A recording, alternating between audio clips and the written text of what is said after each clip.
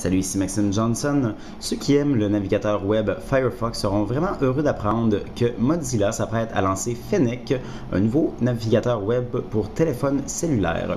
Pour le moment, celui-ci est disponible avec le Nokia N900 ou encore avec les téléphones Android munis du système d'exploitation 2.0 ou plus. Alors, on va aller voir Fennec, le voici. Donc, il y a vraiment plusieurs nouveautés avec Fennec pour un navigateur de téléphone cellulaire. Premièrement, c'est possible d'ajouter des modules complémentaires.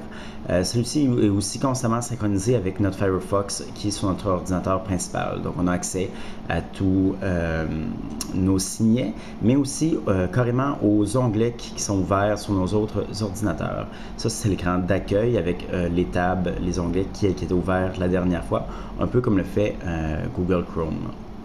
Une des nouveautés avec Fennec, c'est une espèce d'interface qui permet de déplacer l'écran à gauche ou à droite pour avoir accès à certains menus.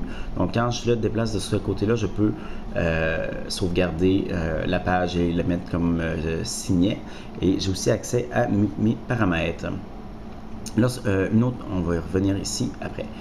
Une autre nouveauté pour encore un navigateur comme ça, on a accès à différents moteurs de recherche directement intégrés. Donc, par défaut, on a Google, Amazon, Twitter et Wikipédia. Donc, on peut en rajouter, tout comme on peut rajouter des modules complémentaires. Dans le fond, c'est vraiment comme avec un véritable navigateur.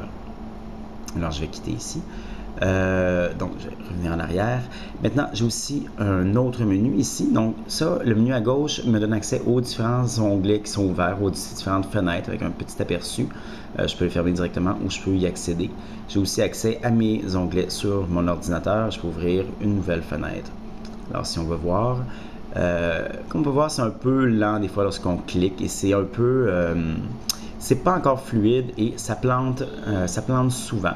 C'est possible de faire un zoom en pinçant, mais là, présentement, comme on peut le voir, ça fait figer un petit peu Fennec.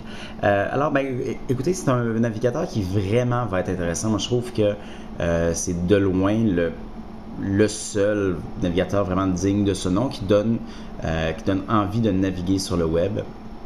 Maintenant, là, je parle au conditionnel parce que c'est pas pour maintenant. Pour tout de suite, il est vraiment, il y a beaucoup trop de bugs et il plante trop souvent pour qu'on puisse vraiment s'en servir, mais ça vaut la peine pour avoir un petit aperçu.